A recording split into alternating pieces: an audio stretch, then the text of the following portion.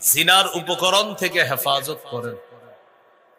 তাহলে দুইটা কথা বললাম, একটা হলো আল্লাহর আদেশ প্রকাশ্য পাপ গোপন পাপ ছেড়ে দাও, আর একটা হলো আল্লাহর নিষেধ নতুন করে প্রকাশ্য অশ্লীলতা গোপন অশ্লীলতার কাছে যেও না। এ হলো দুইটা। 3 নাম্বার কথা, সূরা নিসার 131 নম্বর আয়াতে আল্লাহ বলেন, ইন তাজতানিবু কাবাইরা মা তুনহাউনা আন নুকাফির আনকুম সাইয়্যাতিকুম ওয়া নুদখিলকুম মুদখালান কারীমা। যদি তোমরা কবিরা গুনাহ থেকে বাঁচো, আমি আল্লাহ তোমাদের সগীরা গুনাহগুলো মাফ করে দেব। মৃত্যুর পর সম্মানের জায়গা জান্নাতে তোমাদেরকে প্রবেশ করাবো। এ হলো 3 নাম্বার কথা। কবিরা গুনাহ থেকে যদি বাঁচতে পারি, আমাদের সগীরা গুনাহ আল্লাহ মাফ করে দিবেন। আল্লাহ আমাদের সকলকে প্রতিনিয়ত কবিরা গুনাহগুলা থেকে বেঁচে থাকার তৌফিক দান করেন।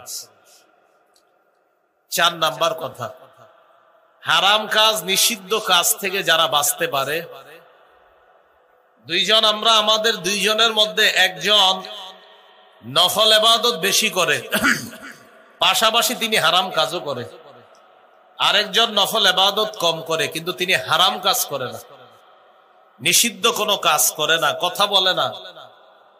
এই হারাম থেকে যে বেঁচে থাকে, রাসূলুল্লাহ সাল্লাল্লাহু আলাইহি সাল্লাম বলেন, এই ব্যক্তি মানুষের মধ্যে আল্লাহর কাছে সবচেয়ে শ্রেষ্ঠ আবেদ হিসাবে গণ্য হয়ে যাচ্ছে।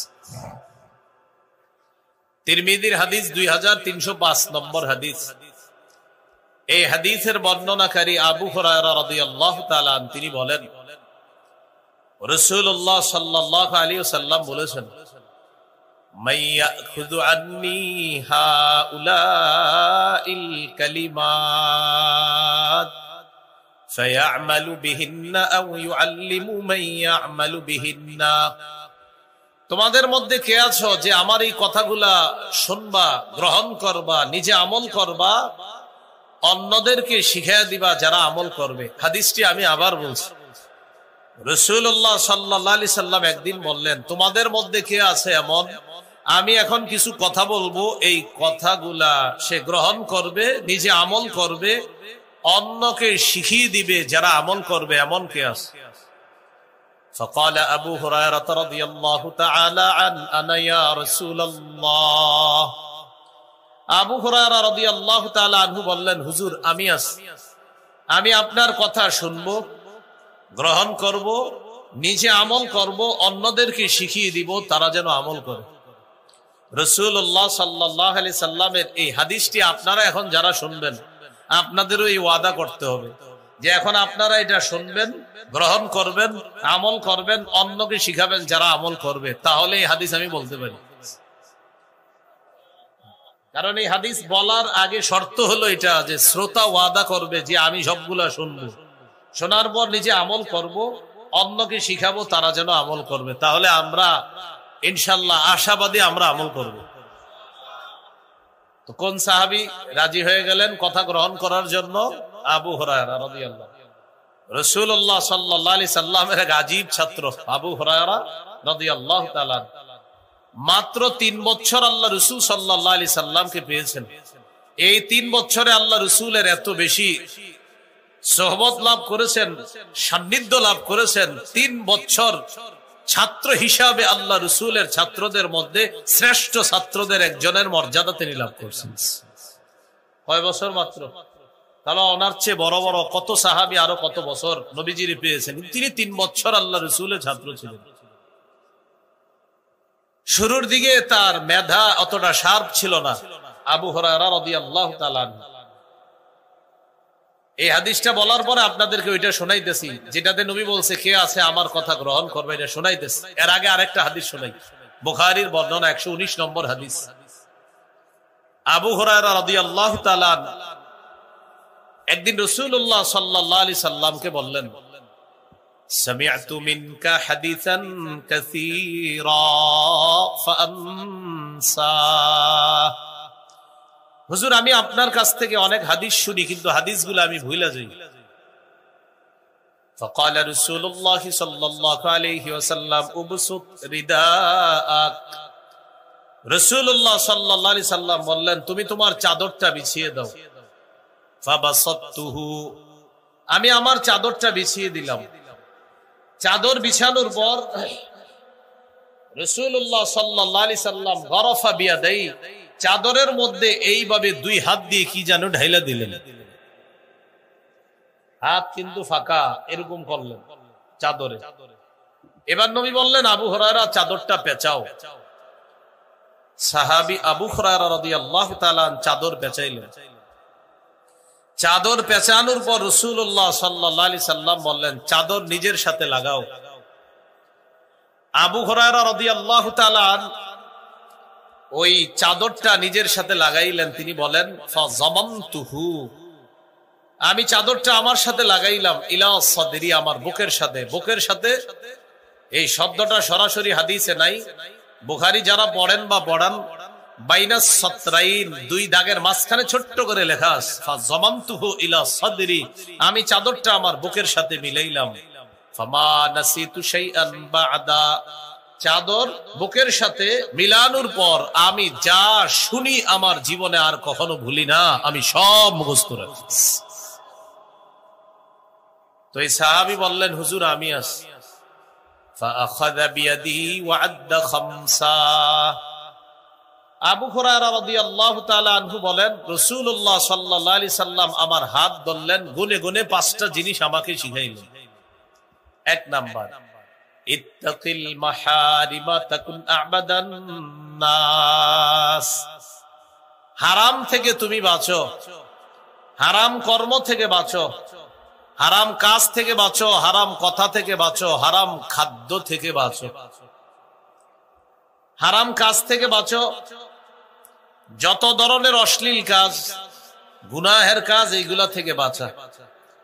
হারাম খাদ্য থেকে বাঁচা, সুদ খাওয়া থেকে বাঁচা, ঘুষ খাওয়া থেকে বাঁচা, হারাম কথা থেকে বাঁচা, মিথ্যা কথা থেকে বাঁচা। রাসূলুল্লাহ সাল্লাল্লাহু আলাইহি সাল্লাম বলেন তুমি হারাম থেকে বাঁচো, মানুষের মধ্যে সবচাইতে শ্রেষ্ঠ আবেদ হয়ে যাবা, আল্লাহর শ্রেষ্ঠ ইবাদত গুজার বান্দা হয়ে যাবে। হারাম থেকে বাঁচতে আমি এখানে যারা আছেন আপনাদেরকে যদি বলি কারা কারা আগামী 24 ঘন্টা 100 রাকাত নফল নামাজ পড়ে একটা মোটরসাইকেল উপহার নেবেন, আশা করি সবার হাত উঠবে যে 24 ঘন্টায় 100 রাকাত নফল নামাজ পড়া এটা কোনো ব্যাপার না। মোটরসাইকেল যারা চালাইতে পারে না ওরাও হাত তুলবে, সাইকেলটা পুরস্কার পেয়ে বিক্রি করে দিবে, সমস্যা নেই। সাথে সাথে যদি আমি বলি আগামী 24 ঘন্টা একটা গুনাহও কেউ করবেন না, একটা সগীরা গুনাহ কবিরা গুনাহও কেউ করবেন না। আনফরচুনেটলি সবার হাতগুলা উঠবে না, কারণ হাত উঠানোর আগেই যখন টেনশনে আসবে আমি যে সুদের সাথে জড়িয়ে আছি আমি হাতটা উঠাই কিভাবে। আরেকজন হাত উঠানোর আগে চিন্তা আসবে আগামীকালই তো অমুকের সাথে জমি ব্যাপারে একটা লেনদেন করবো, সেখানে আমি একটা ধান্দামি করে 2-4 লাখ টাকা খামু, এটা তো আগামীকালই করবো, তো আমি কেমনে হাত তুলি। এইভাবে অনেকগুলা হাত উঠবে না কেন, প্রত্যেকের টেনশনে এসে যাবে যে আমি যদিও 5 ওয়াক্ত নামাজ পড়ি, আমি ইবাদত বন্দেগী করি, কিন্তু আমি তো অসংখ্য অগণিত পাপের মধ্যে অলরেডি জড়িয়ে আছি, আমি কিভাবে হাত তুলবো যে 24 ঘন্টা গুনাহ করবো না। তাহলে 24 ঘন্টা নফল ইবাদত কেউ করবে, হাজারো মানুষের হাত উঠে যাবে। আর যদি বলেন 24 ঘন্টা গুনাহমুক্ত থাকতে হবে, তাহলে দেখবেন অসংখ্য অগণিত হাত উঠতে কষ্ট হচ্ছে, কারণ এই লোক সুদ খায়, এই লোক ঘুষ খায়, এই লোক অন্যায়ের মধ্যে জড়িয়ে আছে। কিভাবে হাতটা উঠাবে? সারাক্ষণ একটা ইলেকট্রনিক যন্ত্রণার মাধ্যমে একটু পর পর জানতে অজান্তে স্বেচ্ছা অনিচ্ছায় গুনাহের মধ্যে লিপ্ত হয়, হাত উঠাইতে বড় মুশকিল হচ্ছে, কারণ তার শিডিউল আছে যে আগামীকাল এই নাটক সিনেমাগুলা দেখবে, হাতটা উঠাবে কিভাবে? এই জন্য হাত উঠানো বড় মুশকিল যে গুনাহ করব না। রাসূলুল্লাহ সাল্লাল্লাহু আলাইহি সাল্লাম বলেন ইত্তাকিল মাহারিমা তাকুন আ'বাদান নাস হারাম থেকে বাঁচো, মানুষের মধ্যে সবচাইতে শ্রেষ্ঠ আবেদ হয়ে যাবা, কারণ হারাম থেকে বাঁচা বড় কঠিন, বড় মুশকিল। আর কেউ যদি এই মুশকিল কাজটা করতে পারে আল্লাহর খাতায় সে শ্রেষ্ঠ আবেদ হিসাবে গণ্য হবে। 2 নাম্বার ওয়ারদ বিমা কাসামাল্লাহু লাকা তাকুন আগনান নাস আল্লাহ তোমার জন্য যা ফয়সালা করেছেন এতে তুমি খুশি থাকো। মানুষের মধ্যে সবচাইতে স্বনির্ভর বান্দা হয়ে যাবা, সবচাইতে ধনী মানুষ হয়ে যাবে। আল্লাহ যা ফয়সালা করেছেন এটা মেনে নাও, তুমি সবচেয়ে ধনী মানুষ হয়ে যাবে। 3 নাম্বার, ওয়া আহসিন ইলা জারিকা তাকুন মুমিনা। তুমি প্রতিবেশীর সাথে উত্তম আচরণ করো, খাঁটি মুমিন হয়ে যাবা। আমি গাড়ি থেকে নামার পর এখানে যারা যারা আমারে দেখছে সবাই মোটামুটি সালাম দিচ্ছে, অনেকে এখান থেকে উঠাও সালাম দিছে, অনেক মুরব্বীরা। কিন্তু এখানে অনেকে আছেন যারা গত 10 বছর আপনার প্রতিবেশীর সালাম দেন নাই। হুজুরে আসছে, হুজুরে সবাই সালাম দিতেছে, প্রতিবেশীকে 10 বছর 5 বছর হয়ে গেছে সালাম দেন। কি সালাম দেব? এত আমগো পাশের ঘরের আব্দুর রহিম, আমাদের পাশের ঘরেই থাকে ইউসুফ মিয়া, আরে কি সালাম দেব আব্দুর রহিম ভাই, ওটা তো আমাকে আমার ভাতিজা লাগে, আপনি ভাতিজা সালাম দিবেন না? হ্যাঁ, তো আমার ঘরের পাশেই থাকে, তো সালাম দিছেন আমার ভাতিজা, তো সালাম দেন। অথচ রাসূলুল্লাহ সাল্লাল্লাহু আলাইহি সাল্লাম বলেন, প্রতিবেশীর হক আদায় করো, প্রতিনিয়ত সালামের মাধ্যমে হলেও প্রতিবেশীর হক আদায়। রাসূলুল্লাহ সাল্লাল্লাহু আলাইহি ওয়াসাল্লাম প্রতিবেশীর ব্যাপারে বলেন, জিবরিল আমিন আমাকে প্রতিবেশীর ব্যাপারে এত বেশি ওয়াজ করছে, নসিহত করছে, হাত্তা যারানতু আন্নাহু সাইওয়ারিসুহু, আমি চিন্তিত হয়ে গেলাম, না জানি কখন জিবরিল আমিন এসে বলে পড়ে আমাকে এই কথা বলে ফেলে যে এখন থেকে প্রতিবেশীকে মিরাজ দিতে হবে। এটা বলে নাই, বাকি আমি টেনশনে পড়ে গেলাম, না জানি জিবরিল আমিন এসে আমাকে এটা বলে ফেলে যে প্রতিবেশীকে মিরাজ দিতে হবে। এত বেশি প্রতিবেশীর কথা আমাকে জিবরিল আমিন বলছে। এই জন্য রাসূলুল্লাহ সাল্লাল্লাহু আলাইহি সাল্লাম বলেন, গোশত যখন রান্না করো ঝোল বাড়ায়া রান্না করো। কেন? প্রতিবেশীর নাকে তোমার গোশতের ঘ্রাণ যাবে, আমার একজন উম্মত গোশতের ঝোলের ঘ্রাণ পাবে আর গোশত না খেয়ে কষ্ট পাবে। আমি নবী তো এটা সহ্য করতে পারি না, ঝোলটা একটু বাড়ায়া দাও। গোশত যদি না পাঠাইতে পারো অন্তত ঝোল পাঠায়া দিও, যেন ঝোল দিয়ে ভিজিয়ে ভাত রুটিটা খাইতে পারে, তুমি ঝোল পাঠায়া দিও। আর যদি বলো পাঠাবা না, তাহলে এমন ভাবে তুমি ইলিশ মাছ আর গরুর গোশত রান্না করো যেন গ্রান বাহিরে না যায়, লুকিয়ে লুকিয়ে খাও। তো আমার উম্মত তোমার গ্রান নিবে আর সে খাবে না, এটা তো আমি তোমাকে বলতে পারি না। তুমি ঝোল বাড়াও, আমার উম্মতকে কষ্ট দিও না। আব্দুল্লাহ ইবনে ওমর রাদিয়াল্লাহু তাআলা আনহুমার বর্ণনা দেখেন, কেউ যদি ফল কিনে ঘরে আসে, প্রতিবেশীর বাচ্চা ফলটা দেখছে, আপনি বাসায় আসার পর ফল কেটে আপনার বাচ্চার হাতে ফলটা টুকরা দিয়ে দিলেন, বাচ্চা ফল নিয়ে বাহিরে গেছে দৌড়ায় দৌড়ায়। সাধারণত বাচ্চাদের হাতে ফল টল কিছু দিলে দৌড়ায় বাহিরে চলে যায়। আরেকজনের বাচ্চা আপনার বাচ্চার হাতে ফল দেখা কষ্ট পায়, ওর বাবা ফল আনছে আমার আব্বা আনে নাই। আল্লাহ রাসূল এটা বরদাস্ত করে না। আমার কোন উম্মতের শিশু সন্তান তোমার শিশু সন্তানের হাতে ফল দেখে না খেয়ে কষ্ট পাবে, এটা তো আমি নবী তোমাকে অনুমতি দিতে পারি না। হয়তো ফল লুকিয়ে লুকিয়ে খাও, আর যদি অন্যদেরকে দেখায় তুমি ফল ঘরে নাও, ফল প্রতিবেশীর জন্য পাঠাও। তাই তরমুজটা কিনে যখন ঘরে নিবেন হয়তো কালো ব্যাগ দিয়ে নেন যেন কেউ না দেখে, আর যদি দেখায় নেন তাহলে পাঠায় নেন। এই জন্য রাসূলুল্লাহ সাল্লাল্লাহু আলাইহি সাল্লাম বলেন, আহসিন ইলা জারিকা তাকুন মুমিনা, প্রতিবেশীর সাথে উত্তম আচরণ করো, খাঁটি মুমিন হয়ে যাও। এ হলো 3 নাম্বার। এই যে বিল্ডিং বানাই আমরা, বিল্ডিং, এক হাদিসের মধ্যে আসছে বিল্ডিং যারা বানাবে পাশের প্রতিবেশী যে আছে তার কাছে একটু বলে নিবে, ভাইজান আমি একটু বড় অট্টালিকা বানাবো, 2-3-4 তলা হবে, এটা আমি বানাবো, আপনি একটু মহব্বতের সাথে একটু খুশি থাকেন, আমি যে বিল্ডিংটা বানাবো।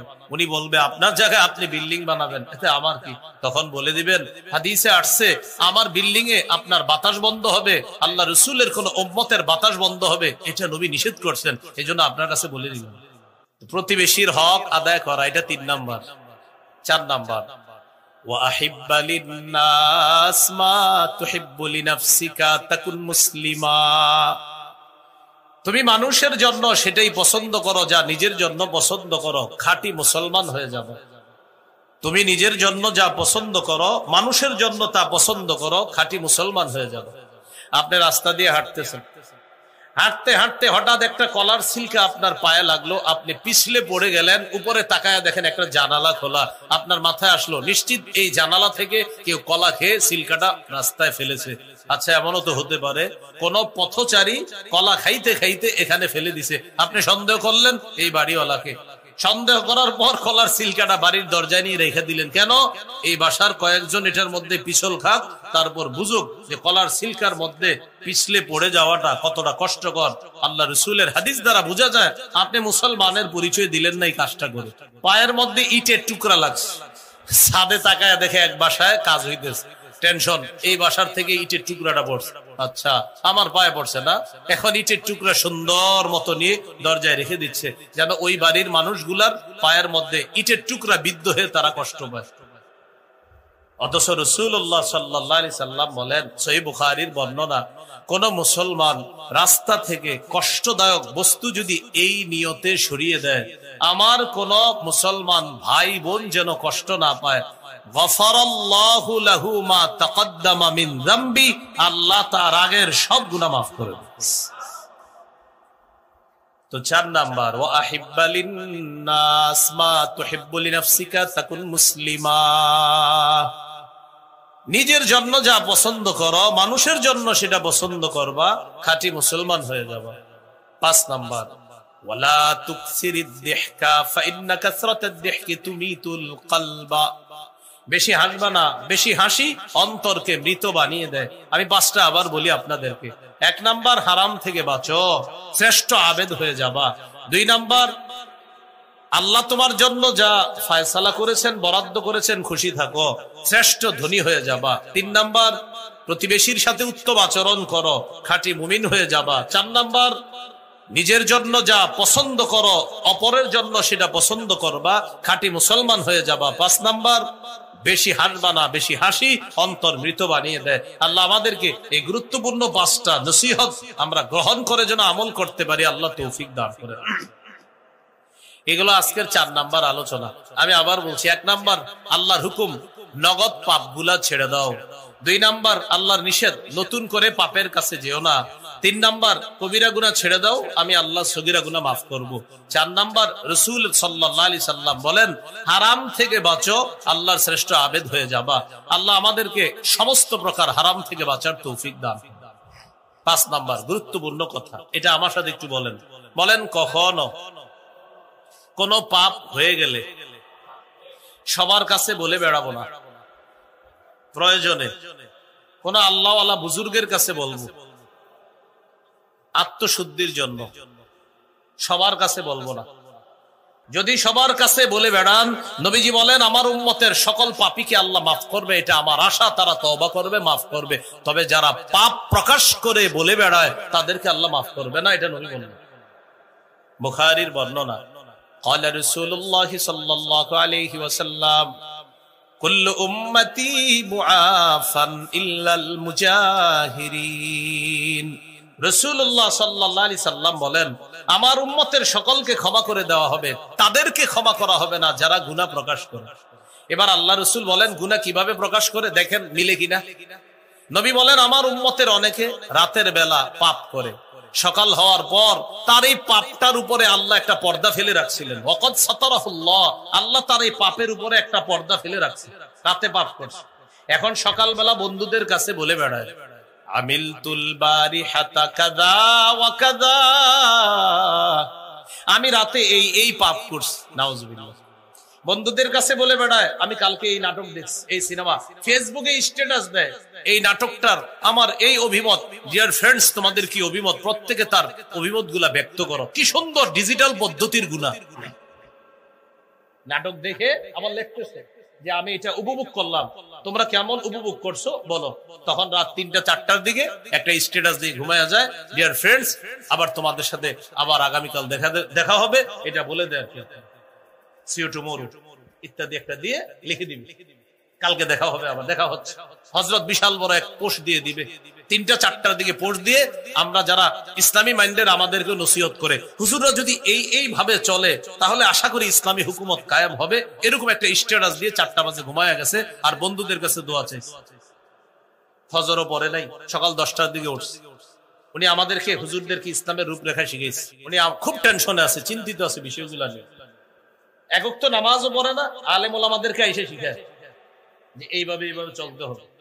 এটা শিখায় ফজর না পড়ছে কেন? ওই যে টেনশনে, যে হুজুর আসলে কাজগুলো ঠিক মতো হইতেছে না, এই জন্য উনি টেনশনে ফজর পড়ে না।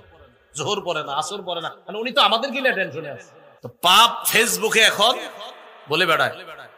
আমার বয়স্ক যারা আছেন, আমার বয়সী যারা ছোট বড় আছে, পায়ে ধরি হাতে ধরি, পাপ হয়ে গেলে ক্ষমা চান, এটা বলে বেড়ায় না। বলে তো বেড়ায়, ফেসবুকে দিয়ে বেড়ায়। ফেসবুকে দেওয়া মানে পুরো দুনিয়ারে আপনি জানেন, সাক্ষী রেখে ফেললেন। এই কাজ ভবিষ্যতে আর করেন না। ফেসবুকে যারা এই জাতীয় লেখা লিখে ফেলেছেন, ডিলিট করে দেন, তাড়াতাড়ি রিমুভ করেন, এটা সরিয়ে ফেলেন। সাক্ষী কারে বানাইতেছেন? সহিহ মুসলিমের বর্ণনা, কিয়ামতের ময়দানে কোন কোন পাপীকে আল্লাহ পর্দার আড়ালে নিয়ে বলবেন, তারিফু যামবা কাযা ওয়া কাযা, আচ্ছা তুমি কি এই পাপ করছো? ওই বান্দা স্বীকার করবে, হ্যাঁ আল্লাহ আমি এই পাপ করছি। আল্লাহ তাআলা পর্দার আড়ালে বলবেন, বান্দা তোমার কিছু ভালো কাজ আছে, এই কাজগুলোর কারণে আমি আল্লাহ তোমার ডান হাতে আমলনামা দিয়ে দিলাম, পর্দার আড়ালেই তোমাকে মাফ করে দিলাম, পাপগুলোও গোপন করে রাখলাম, আমি প্রকাশ করব না কারো কাছে, যাও ডান হাতে আমলনামা। তাহলে ভাইয়া কি শিখলাম আমরা? ভাইজান সবাই বলি তো, 5 নাম্বার, পাপ হয়ে গেলে পাপটা সবার কাছে বলে বেড়াবো না। হ্যাঁ, একান্ত কোনো আল্লাহওয়ালা বুজুর্গের কাছে এই নিয়তে বলা যাবে যেন তিনি আমাকে কোনো সবক দেন এই পাপ থেকে বেঁচে থাকার জন্য। 6 নাম্বার কথা, এটা আমার সাথে একটু বলি। বলেন আজকে থেকে যে কোনো পাপকে পাহাড়ের মতো মনে করব। আমি মনে করব আমার উপর একটা পাহাড়, এই পাহাড় আমার উপর পড়বে, আমি ধ্বংস হয়ে যাব। তাহলে আজকে থেকে যে কোনো একটা পাপ মনে করব পাহাড়, এই পাহাড় আমাকে ধ্বংস করে দিবে। এটা আমার কথা না, সহিহ বুখারীর বর্ণনা, আব্দুল্লাহ ইবনে মাসউদ রাদিয়াল্লাহু তাআলা আনহুর বর্ণনা। তিনি বলেন, ইন্নাল আবদাল মুমিনা ইয়ারা যুনুবাহু কাআন্নাহু কাঈদুন তাহতা জাবালিন ইয়াখাফু আন ইয়াকা আলাইহি। মুমিন বান্দা গুনাহকে মনে করবে পাহাড়, এই পাহাড়ের নিচে সে বসা, আর এই পাহাড় তার উপরে পড়বে, সে ধ্বংস হয়ে যাবে। তো মুমিন বান্দা মনে করবে সে একটা গুনাহকে, যে আমার উপর পাহাড়, আমি পাহাড়ের নিচে বসা, এই পাহাড় পড়বে, আমি ধ্বংস। আর পাপাচার, ওয়া ইন্নাল ফাজিরা ইয়ারা যুনুবাহু কাযুবাবিন মাররা আলা আনফিহি। পাপাচার গুনাহকে মনে করবে মাছির মতো। মাছি, মাছি কি? নাকের সামনে দিয়ে যায় আর আসে, এই যে কোনো ব্যাপার না, কোনো ব্যাপার না। খুব মন দিয়ে শুনেন, আজকে ফজর বললেন আপনি, এখানে যারা আছেন আপনাদের মাঝে অনেকে আছেন এক ওয়াক্ত নামাজও ছুটে না, মাশাআল্লাহ। হঠাৎ একদিন আপনার কোনো কারণে একটা নামাজ ছুটে গেছে, আপনার এত পেরেশানি, চেহারাটা পুরো মলিন কালো হয়ে গেছে, মানুষ ভাবতেছে আপনি না জানি কয়েক কোটি টাকার সম্পদ লস করছেন, তো আসল কথাটা জানে না। সবাই কৌতূহল নিয়ে জিজ্ঞাসা করলো, ভাই তোমার সমস্যা কি বলো তো, সারাদিন তোমার মনটা খারাপ, আপনি যেই নামাজটা ছুটে গেছে কাজাও করে ফেলছেন, কিন্তু আপনার মন খারাপ যাচ্ছে না। তো সবাই বলতেছে, কি ভাই কোনো সমস্যা, ব্যবসায় লস খাইছো কোটি টাকা? তখন চোখের পানি ছেড়ে দিয়ে বলতেছে, ভাই আমার গত 10 বছর 15 বছর এক ওয়াক্ত নামাজ কাজা হয় নাই, আজকে হঠাৎ শয়তানের ধোঁকায় বা কোনো কারণে আমার এক ওয়াক্ত নামাজ কাজা হয়ে গেছে, এই জন্য আমার মনটা এত খারাপ। ইমানদারের হালাত হবে এমন, তার এক ওয়াক্ত নামাজ ছুটে গেল। আর পাপাচারের নামাজের পর নামাজ ছুটবে, বলবেন নামাজ পড়লা না, পড়ি নাই তো কি হয়েছে, কালকে পড়লি, এই ফজর বললি না কেন, কি হয়েছে বলি, হ্যাঁ ফজর বড় কালকে পড়ি, কালকেও জিজ্ঞাসা করছেন কি তুই না ফজর পড়বি, পড়ি নাই তো কি হয়েছে, কালকে পড়বি। মানে ইমানদারের কাছে মনে হবে পাহাড়, পাপাচারের কাছে বলছে মনে হবে কি মাছি, হইছে পড়ি নেই তো কি হয়েছে, বললে বললাম না বললে নাই, এরকমটা ভাবছে। ইমানদার গুনাহকে মনে করবে পাহাড়, পাপাচার গুনাহকে মনে করবে মাছি। আপনি দুঃখজনক হলেও সত্য কথা, এমন মুসলমান পাবেন যারার কাছে নামাজের বিষয়টা এমন, মন চাইলে মাঝে মাঝে পড়ি, মন চাইলে মাঝে মাঝে পড়ি না, অর্থাৎ আমার মন চাইলে আমি পড়বো, আমার মন চাইলে আমি পড়বো না, মানে মাসি। এই হলো আপনার 6 নাম্বার কথা। 7 নাম্বার কথা, হুজুরে পীর সাহেব মনে করি আমরা কেন বলেন তো? আপনারা সাধারণ জনগণ যারা আছেন আপনাদেরকে জিজ্ঞাসা করলে হয়তো বলবেন হুজুরে অনেক তাহাজ্জুদ করে, এই কারণে, এটাই বলবেন। কিন্তু কোন আলেমদেরকে জিজ্ঞাসা যদি করেন যে আচ্ছা আমাদের বাংলাদেশের বড় বড় পীর সাহেবদেরকে আপনারা, কোন আলেম যদি অন্য কাউকে পীর মনে করে, তো আলেমকে জিজ্ঞাসা করবেন যে আপনারা এই দেশের হক্কানি পীরদেরকে কি বলে পীর বুঝেন? তখন আলেমদের জবাব হবে অমুকরে আমরা পীর মনে করি এই কারণে তিনি পাপ করে না, তিনি গুনাহ করে না, এই কারণে তাকে পীর মনে করি। কেউ বলবে না তিনি অনেক তাহাজ্জুদ করে, এটা বলবে না। আলেমরা বলবে তিনি গুনাহ থেকে বাঁচে, এজন্য তিনি আল্লাহর ওলি। হাসান বসরি রাহমাতুল্লাহ আলাইহির নাম শুনছেন? তিনি বলেন, মা আবাদাল আবিদুনা বিশাইইন আফযালা মিন তারকি মা নাহাহুমুল্লাহু আন। আল্লাহর ওলিদের জীবনের শ্রেষ্ঠ ইবাদত হলো গুনাহ না করা। আল্লাহর ওলিদের জীবনের শ্রেষ্ঠ ইবাদত গুনাহ না করা। তাহলে বলেন তো, জবাব দেন, আল্লাহর ওলিদের জীবনের শ্রেষ্ঠ ইবাদত কি? গুনাহ না করা। আল্লাহর ওলিদের জীবনের শ্রেষ্ঠ ইবাদত গুনাহ না করা। আর আমাদের দেশে ওলি পাইছি, এই রমজানেও পাওয়া গেছে। রমজানে অনেক ওলি, মানে নাম ধরছে ওলি, এই ওলি রোজা রাখে না। জিজ্ঞাসা করছে সাংবাদিক, রোজা রাখেন না কেন? আমার পেটে অনেক পোকামাকড় আছে, এটা আল্লাহর সৃষ্টি, আমি রোজা না রাখলে তারা কষ্ট পাবে, এই জন্য হ্যাঁ রোজা রাখেন। হ্যাঁ রোজা রাখলে উনি রোজা রাখলে ওই পোকামাকড়রা খাদ্য পাবে না। আল্লাহর সৃষ্টির কষ্ট দিয়ে কি জান্নাত পাওয়া যাবে? এই জন্য আমার পেটে যে মাখলুক গুলো আছে এগুলার কষ্ট দিতে চাই না, তাই আমি রোজা রাখি না। না হয় রোজা রাখতাম, মানে রোজা রাখলে পেটের ওই ছোট্ট পোকামাকড় কষ্ট পাবে, এই জন্য হ্যাঁ রোজা রাখে না। কি ডিজিটাল সিস্টেমের পীর! তাহলে আমরা আজকে একটা পীর হওয়ার শ্রেষ্ঠ একটা সুন্দর নিয়ম শিখে ফেলছি। বলেন তো কি? আল্লাহর ওলি খাঁটি পীর, সে গুনাহ করে না, যে পাপ থেকে বাঁচে, যে হারাম থেকে বাঁচে, যে সে আল্লাহর ওলি। এখানে আপনারা অনেকে আছেন হারাম থেকে বাঁচেন, পাপ থেকে বাঁচেন, যাদেরকে আমরা চিনি না, জানি না, আল্লাহর খাতায় সে ওলি। সুবহানাল্লাহ, আল্লাহর খাতায় সে ওলি। পাপ করে না, সে গুনাহ করে না, সে হারাম করে না, সে ওলি। পাপ থেকে বাঁচার উপায় আখিরাতের ফিকির তৈরি করা। বলেন তো কি করা? আখিরাতের ফিকির আনা আপনার মধ্যে। যেমন আমি আপনারা চলেন আজকে কিছুক্ষণের জন্য আমরা আখিরাতের ফিকির আনি। ভাবে এখন বাজে ঠিক আমার ঘড়িতে 11:34। আমি আগামীকাল 11:34 দুনিয়াতে থাকবো কিনা কোনো নিশ্চয়তা নেই। আচ্ছা, আমি আগামীকাল 11:34 দুনিয়াতে থাকবো না, যদি না থাকি কি হবে? কি হবে? আমাকে আত্মীয় স্বজন কবরে রেখে আসবে। আচ্ছা, তারা কবরে রেখে চলে আসবে, হ্যাঁ চলে আসবে। তখন কি হবে? কি হবে? কবরে ফেরেশতা আসবে, আইসা আমাকে বসাবে, বসানোর পর আমাকে প্রশ্ন করবে, জবাব দিতে হবে। উত্তর সঠিক হলে আমার কবরের জীবন সুখময় হবে, উত্তর যদি সঠিক না হয় আমার কবরের জীবনটা হবে খুব দুঃখের। এই চিন্তা আনলাম যে আসলেই তো সত্য, আমি তো আগামীকাল 11:34 দুনিয়াতে না থাকতে পারি, এটা একদম সত্য কথা। আল্লাহ চাইলে কিছুক্ষণের মধ্যে আমাকে দুনিয়া থেকে বিদায় করে নিতে পারেন। আচ্ছা, আমি আগামীকাল যখন আমার আত্মীয় স্বজন আমাকে কবরে রেখে আসবে, রেখে আসার পর ওরা কি আমাকে ভুলে যাবে? এই 3 দিন একটু আপনার এনে কথাবার্তা বলবে, তাও আপনার ঘরের মানুষগুলা বলবে। 3-4 দিন পর আপনার গেঞ্জিটা, আপনার লুঙ্গিটা, এটা নিয়ে একটু আলোচনা হবে। এই 3-4-5-7 দিনের মধ্যে আপনার ঘরের লোকেরা সবাই যার যার কাজে লেগে যাবে। 1 বছর পরে হয়তো আপনার একটু মনে করবে, ওই দিন মারা গেছিল। এর মাঝে কোথায় আপনি? কিসের আরিফ বিন হাবিব ছিলেন না ছিলেন কেউ মনেও করবে না। খালাস, আপনি নাই, শেষ আপনি। এখন আমাদের জীবন, তুমি কিছু টাকা কামাই করছিলে, এগুলা কোথায়? কোথায় এগুলো? দুনিয়াতে রাখছো, এগুলো নিয়ে ঝগড়া চলতেছে, তুমি কবর। এগুলো আখিরাতের ফিকির তৈরি করা। রাসূলুল্লাহ সাল্লাল্লাহু আলাইহি সাল্লাম বলেন, আচ্ছা সাহাবীরা বলো তো, তোমাদের কাছে ওয়ারিসের সম্পদ বেশি প্রিয় না তোমাদের সম্পদ বেশি প্রিয়? বুঝেন? সাহাবীরা বললেন, হুজুর প্রত্যেকের কাছে নিজের সম্পদই বেশি প্রিয়, কারণ ওয়ারিস তো হবে সে মারা যাওয়ার পরে, মারা যাওয়ার আগে তো ওয়ারিস হয় না, অতএব আমাদের সম্পদ আমাদের কাছে প্রিয়। নবীজি বললেন, আসলে প্রিয়? সাহাবীরা বললেন, হ্যাঁ। নবী বললেন, তাহলে সম্পদ ভালোভাবে কামাই করো নিজেরটা। এবার আল্লাহ রাসূল বললেন, তোমার সম্পদ হলো আমল, ওয়ারিসের সম্পদ হলো তোমার মাল। নবী বললেন, তোমার সম্পদ আমল, তোমরাই বলছো তোমাদের কাছে নিজেদের সম্পদ প্রিয়, তোমাদের সম্পদ হলো আমল, ওয়ারিসের সম্পদ হলো তোমার মাল, আর তোমরাই বলছো তোমাদের সম্পদ বেশি প্রিয়, অতএব আমলটাই যেন বেশি প্রিয় হয়, কারণ কবরে তোমার সাথে আমল যাবে, মাল যাবে না, মাল ওয়ারিস পাবে। আর তোমরা বলছো ওয়ারিসের সম্পদের চেয়ে তোমাদেরটা বেশি প্রিয়, যেহেতু বেশি প্রিয় তো প্রিয় আমলটা বাড়ায়া দাও, এটাই তোমাদের সম্পদ, আর যেটা কামাই করতেছো এটা ওয়ারিসের সম্পদ।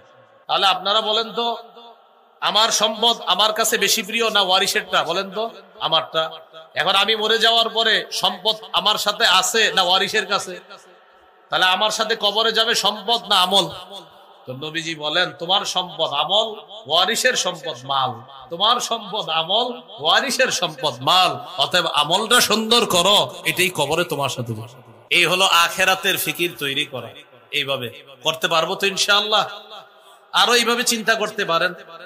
আচ্ছা, এখানে যারা আপনারা আছেন, মনে করেন আমরা জেনে ফেললাম যে আগামী 24 ঘন্টার মধ্যে মৃত্যু হবে, ডাক্তার জানাইছে ক্যান্সারের রোগী 24 ঘন্টার মধ্যে মৃত্যু হয়ে যেতে পারে, শরীর ড্যামেজ হয়ে যাবে, আস্তে আস্তে আপনি মৃত্যুবরণ করবেন, সর্বোচ্চ 24 ঘন্টা বেঁচে থাকতে পারেন। আমাদের কাছে এটা মনে হচ্ছে, বাকিটা আল্লাহ জানে, এটা ডাক্তার বলে দিলেন। তার এই 24টা ঘন্টা কেমন কাটবে বলেন তো? এই এলাকার সব মানুষ যদি ওরে গালি দেয়, কিচ্ছু বলবে না, পাল্টা দাও আরো গালি দাও, চুপচাপ থাকবে, হাসি মুখে বরণ করে দেবেন, কারণ আমি তো থাকবো না, ওরা আমারে গালি দিলে কি হবে? বাবা অনেক ধমকাবে, আব্বা আরো ধমকাবে, মা অনেক ধমকাবে, আম্মা শেষবারের মতো ধমকায় নেন, মনে মনে বলবে না কাউকে। তাহলে আপনি একটু চিন্তা করেন, এইভাবে বাস্তব বিষয় হলো আমরা মৃত্যুটাকে স্মরণ না করার কারণে আমাদের দ্বারা ভয়ঙ্কর ভয়ঙ্কর পাপ হয়ে যায়। তো বাস্তব কথা হলো একটু পরে যে আমার মৃত্যু হবে না এটার কোনো নিশ্চয়তা নাই। রব তো বলেই দিয়েছেন যে কোনো সময় মৃত্যু হবে, অতএব আমার প্রত্যেকটা মুহূর্ত প্রস্তুত থাকা উচিত। একটু পরে কিন্তু আমি থাকবো না। তাহলে এখন কোন নামাজে? আমি জোহর নামাজে আছি। আচ্ছা, আমার জীবনের শেষ জোহর হতে পারে এটা। হ্যাঁ, আমি আসরে আছি।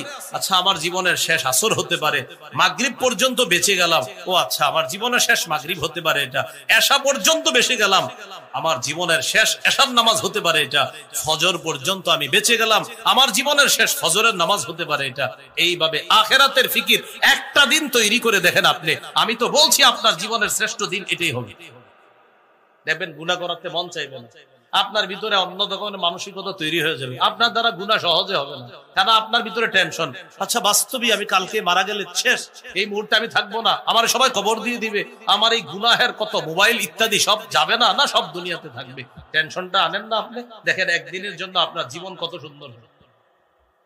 এ হলো এক নাম্বার, আখিরাতের ফিকির তৈরি করা। এই জন্য রাসূলুল্লাহ সাল্লাল্লাহু আলাইহি সাল্লাম বলেন, ফাআতিরু মা ইয়াবকা আলা মা ইয়াফনা।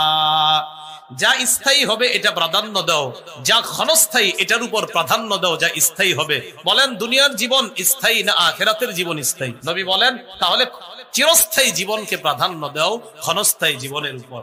তাহলে এক নাম্বার উপায় পাপ থেকে বাঁচার, আখিরাতের ফিকির অন্তরে তৈরি করা। দুই নাম্বার বলেন খাঁটি তওবা করা। কি করা? খাঁটি তওবা করা। সূরা তাহরিমের ৮ নম্বর আয়াতে আল্লাহ বলেন, ইয়া আইয়ুহাল্লাযীনা আমানু তুবু ইলাল্লাহি তাওবাতান নাসুহা। হে ঈমানদারগণ, তোমরা আল্লাহর কাছে খাঁটি তওবা করো। আসা রাব্বুকুম আইয়ুকাফফিরা আনকুম সাইয়্যাতিকুম। আশা করা যায় তোমাদের রব তোমাদের জীবনের সমস্ত গুনাহ মাফ করবে। এখন কথা হলো খাঁটি তওবার কি শর্ত? মুখস্থ করে ফেলি। বলেন তওবার 4টি শর্ত। 1, অতীতের গুনাহ ছেড়ে দেওয়া। 2, অতীতের গুনাহের উপর অনুতপ্ত হওয়া।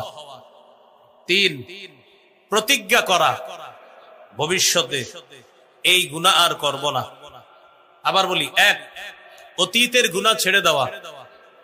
2, অতীতের গুনাহের উপর অনুতপ্ত হওয়া। 3, দৃঢ় প্রতিজ্ঞা করা আমি ভবিষ্যতে জেনে বুঝে এই গুনাহ আর করব না। 4, আমার জিম্মায় কোন বান্দার হক থেকে থাকলে হক আদায় করে দেওয়া। কেননা বান্দার হক বান্দার কাছ থেকে আদায় করতে হবে, আল্লাহ মাফ করবে না।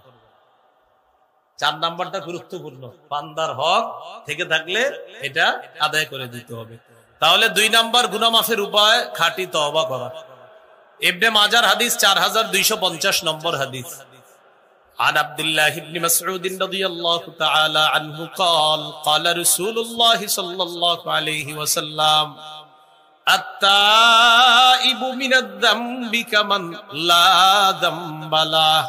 রাসূলুল্লাহ সাল্লাল্লাহু আলাইহি ওয়াসাল্লাম বলেন, গুনাহ থেকে তওবাকারী ব্যক্তি কামান তার মতো হয়ে যায়, লা যামবালা, যার কোনো গুনাহ নাই।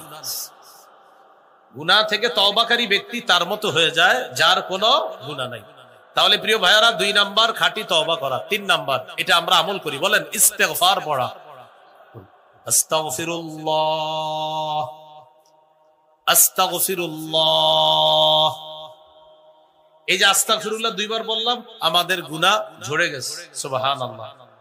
সূরা আলী ইমরানের 135 নম্বর আয়াতে আল্লাহ বলেন, والذين إذا فعلوا فاحشة أو ظلموا أنفسهم ذكروا الله فاستغفروا لذنوبهم ومن يغفر الذنوب إلا الله ولم يصروا على ما فعلوا وهم يعلمون। এই আয়াতে 4টা কথা। 1 নাম্বার যাদের গুনাহ হয়ে যায়, 2 নাম্বার সাথে সাথে আল্লাহকে স্মরণ করে, 3 নাম্বার আল্লাহর কাছে ক্ষমা চায়, 4 নাম্বার জেনে বুঝে ভবিষ্যতে এই গুনাহটা করে না। আল্লাহ বলেন, তো আমি আল্লাহ ছাড়া গুনাহ মাফ করার আছে কে? আমি তো মাফ করব। তাহলে চারটা বিষয় আয়াতে জানলাম। গুনাহ হয়ে গেল, সাথে সাথে আল্লাহকে স্মরণ করলাম, সাথে সাথে ক্ষমা চাইলাম, সাথে সাথে এই নিয়ত করে ফেলবো আমি এটা আর করবো না। আল্লাহ বলেন আমি আল্লাহ তোমার গুনাহগুলো মাফ করে দেব। তাহলে ইস্তেগফার পড়া 3 নাম্বার উপায়। 4 নাম্বার, এটা বললে মনে থাকবে, বলেন ক্ষমা পাওয়ার আশায় বারবার আল্লাহর কাছে ক্ষমা চাওয়া। ক্ষমা পাওয়ার আশায় বারবার আল্লাহর কাছে ক্ষমা চাওয়া, এটা হলো 4 নম্বর। আল্লাহ মাফ করেন, আল্লাহ মাফ করেন, আল্লাহ মাফ করে দেন, আল্লাহ মাফ করে দেন, আল্লাহ মাফ করেন, বারবার বলে আল্লাহ মাফ করে দেন, আল্লাহ দেন না, আল্লাহ মাফ করে দেন, আল্লাহ আমার চেয়ে এরকম পাপী আর কেউ নাই, আল্লাহ আপনি ছাড়া তো আমার যাওয়ার জায়গা নাই, মাহবুব দুনিয়ার মানুষ যদি আমার গুনাহ জানে কেউ আমারে পরিচয় দিবে না, আমার সন্তান আমাকে বাবা বলে পরিচয় দিবে না, আল্লাহ মাফ করে দেন না। এইভাবে বারবার বলেন। দুনিয়ার রাশি রাশি বালু পরিমাণ গুনাহ যদি হয়, আল্লাহ তাআলা বলেন লা আতাইতুকা বিকরাবিহা মাগফিরা, আমি রাশি রাশি বালু পরিমাণ ক্ষমা নিয়ে তোমাকে ক্ষমা করে দেব। তিরমিজির হাদিস 3540 নম্বর হাদিস, এটা হাদিসে কুদসি। আল্লাহ তাআলা বলেন ইয়া ইবনা আদম ইন্নাকা মা দাউতানি ওয়া রাজাউতানি গফারতু লাকা আলা মা কানা মিনকা ওয়ালা উবালি। হে আদম সন্তান, গুনাহ মাফের আশায় যতবার তুমি আমাকে ডাকো আমি ততবার তোমার ডাকে সাড়া দেই, তোমাকে মাফ করে দিই। সহিহ মুসলিমের একটা হাদিস শোনায় আপনাদেরকে। এক বান্দার গুনাহ হয়ে গেছে, তো আল্লাহর কাছে ক্ষমা চাইছে। আল্লাহ ফেরেশতাদেরকে বলে, ও ফেরেশতারা আমার বান্দার গুনাহ হয়ে গেছে, তারপর ও আমার কাছে মাফ চাইছে। কেন চাইছে জানো? আলিমা আন্না লাহু রব্বা, আমার বান্দা জানে ওর একজন রব আছে, ওই রব ইয়াগফিরুয যামবা, গুনাহ মাফ করে দেয়, এজন্য ও গুনাহ হওয়ার পর আমাকে ডাকছে। এই ফেরেশতারা শোনো, আমাকে কেন ডাকছে জানো? ও জানে ওকে মাফ করার মতো একজন রব আছে, তাই আমাকে ডাকছে। সাক্ষী থাকো, আমি আমার বান্দাকে মাফ করে দিই। মনে থাকবেন ইনশাআল্লাহ। এলো 4 নাম্বার। 5 নাম্বার, সর্বক্ষেত্রে রাসূল সাল্লাল্লাহু আলাইহি সাল্লামের আদর্শ বাস্তবায়ন করা। এটা বলেন, বলেন ব্যক্তি জীবন, পারিবারিক জীবন, সামাজিক জীবন, অর্থনৈতিক জীবন, রাষ্ট্রীয় জীবন, আন্তর্জাতিক জীবন, সর্বক্ষেত্রে রাসূলুল্লাহ সাল্লাল্লাহু আলাইহি ওয়াসাল্লামের আদর্শ বাস্তবায়ন করা। মেসওয়াকের কথাও বলতে হবে, বলেন জিহাদের কথাও বলতে হবে। মিম্বরে বসে মেসওয়াকের ফজিলত আলোচনা করতে হবে, তরবারির ফজিলত আলোচনা করতে হবে, রাষ্ট্রে ইসলাম কায়েমের রূপরেখা বলতে হবে। আল্লাহ যেন এমন একজন রাষ্ট্রনায়ক দেয়, যে রাষ্ট্রনায়ক মৌলিক 4টা কাজে গুরুত্ব দিবে: নামাজ কায়েম করা, যাকাতের বিধান চালু করা, সৎ কাজের আদেশ করা, অসৎ কাজে নিষেধ করা। সূরা হজ 41 নম্বর আয়াত। আল্লাহ তাআলা যেন এই 4 গুণওয়ালা একজন আদর্শ পুরুষ শাসক আমাদের দেশে তৈরি করে।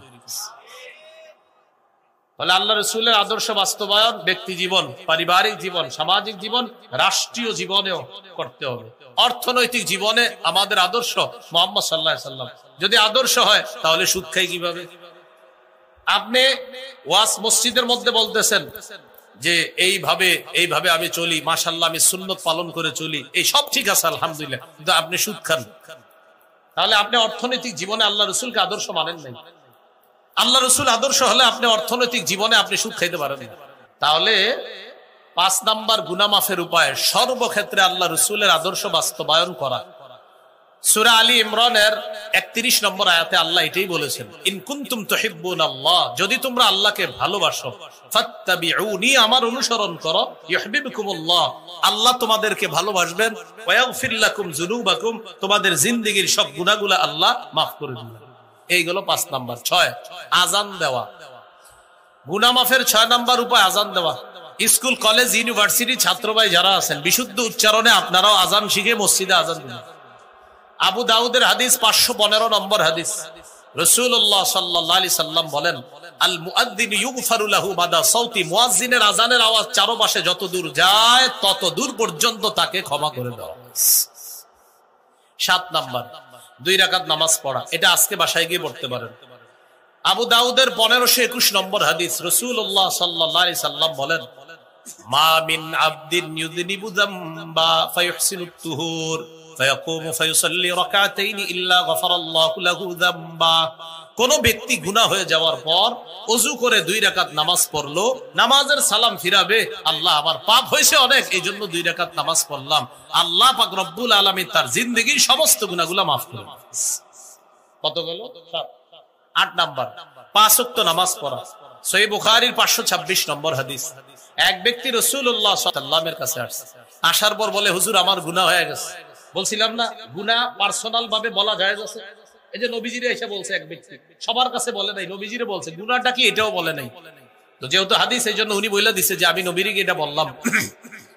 আল্লাহ রাসূল সাল্লাল্লাহু আলাইহি সাল্লামকে বলার পর গুনাহটা কিন্তু প্রকাশ করে নাই, কি গুনাহ বাস বলস। আল্লাহ ওই মুহূর্তে সূরা হুদের 114 নম্বর আয়াত নাযিল করে দিয়েছে, ওয়া আকিমিস সালাতা তারাফাইন নাহারি ওয়া যুলাফাম মিনাল লাইল ইন্নাল হাসানাতি ইউযহিবনাস সাইয়্যাত। তুমি দিনের 2 প্রান্তে সালাত কায়েম করো, রাতের কিছু অংশে নামাজ পড়ো, 5 ওয়াক্ত নামাজ পড়ো, নিশ্চয়ই পুণ্য পাপকে দূর করে দেয়। এই আয়াতে নামাজ দ্বারা উদ্দেশ্য, 1 নাম্বার পুণ্য দ্বারা উদ্দেশ্য হলো 5 ওয়াক্ত নামাজ যারা পড়বে আল্লাহ তাদের জিন্দেগীর গুনাহগুলো মাফ করে দেবে। 9 নাম্বার জামাতের সাথে নামাজ পড়া। সহিহ মুসলিমের বর্ণনা, এক ব্যক্তি এসে আল্লাহ রাসূলকে বললেন, আকিম আলাইয়া হাদ্দা, হুজুর আমি বড় অপরাধ করছি, আমার তাড়াতাড়ি বিচার করেন। রাসূলুল্লাহ সাল্লাল্লাহু আলাইহি সাল্লাম ওই মুহূর্তে জামাতের সময় হয়ে যাওয়ায় আল্লাহ রাসূল নামাজ পড়াইলেন।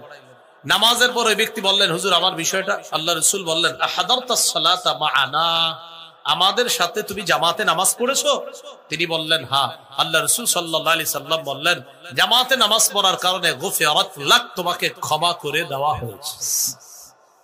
10 নাম্বার গুনাহ হয়ে গেলে একটা ভালো কাজ করে ফেলার সাথে সাথে, তিরমিজির বর্ণনা, রাসূলুল্লাহ সাল্লাল্লাহু আলাইহি সাল্লাম বলেন, আতবি'is সাইয়্যাতাল হাসানা তামহুহা, কখনো কোনো গুনাহ হয়ে গেলে একটা ভালো কাজ করে ফেলা, যেন তোমার ওই ভালো কাজটা পাপ কাজকে মিটিয়ে দেয়। এই বয়ানে বদ হজম করা যাবে না। বদ হজম কাকে বলে? যেমন আমি বললাম গুনাহ হয়ে গেলে একটা ভালো কাজ করা, এখন এখান থেকে যাওয়ার পরে আপনারা নিয়ত করলেন আজকে থেকে একটা গুনাহ করব, ভালো কাজ করব, গুনাহ করব, ভালো কাজ করব, এটা হবে বদ হজম, ওয়াজিব। কি হবে? বদ হজম। আমি কি বলছি গুনাহ করলে না হইলে? বলেন গুনাহ করলে না হইলে? তাহলে 10 নাম্বার গুনাহ হইলে, মুসলমান গুনাহ করে না, মুসলমানের গুনাহ হয়। আবার বলছি, মুসলমান গুনাহ করতে পারে না, মুসলমানের কখনো শয়তানের ধোঁকায় গুনাহ হয়ে যেতে পারে।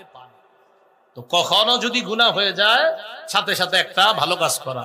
তাহলে আপনাদের কোনো বন্ধু যদি বুঝায় যে আরিফ বিন হাবিব বলছে গুনাহ হইলে ভালো কাজ করতে, এই জন্য আমি গুনাহ করি, ভালো কাজ করি, আপনি সাথে সাথে বলে দিবেন গুনাহ কইরা ভালো কাজ করতে বলে নাই, বলছে গুনাহ হইলে ভালো কাজ করতে। তুমি গুনাহ করবা এটা না, গুনাহ হবে ভালো কাজ করবা, তুমি গুনাহ করবা না, হয়ে গেলে ভালো কাজ করবা।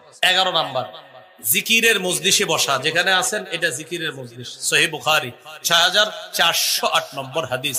পুরা মজলিসটাকে ফেরেশতারা বেষ্টন করে এই মুহূর্তে আসমান পর্যন্ত আছে। এই মুহূর্তে একটু পরে শেষ হয়ে যাবে ইনশাআল্লাহ। যারা আপনার এখানে আছেন, আল্লাহ তাআলা ফেরেশতাদেরকে বলে, ইশহাদু আন্নী কাদ গফারতু লাহুম, সাক্ষী থাকো আমি এখানে যারা বসা সকলকে মাফ করি। 11 নাম্বার জিকিরের মজলিসে বসা। 12 নাম্বার জিকির করা। আহাব্বুল কালামি ইলাল্লাহি আরবাহ, আল্লাহর কাছে সবচেয়ে পছন্দের বাক্য 4টা। সুবহানাল্লাহ, আলহামদুলিল্লাহ, লা ইলাহা ইল্লাল্লাহ, আল্লাহু আকবার। এই 4টার মধ্যে শ্রেষ্ঠ আবার কোনটা? আফজালুয যিকরি লা ইলাহা ইল্লাল্লাহ। আল্লাহর কাছে সবচেয়ে ফজিলতপূর্ণ শ্রেষ্ঠ জিকির হলো লা ইলাহা ইল্লাল্লাহ।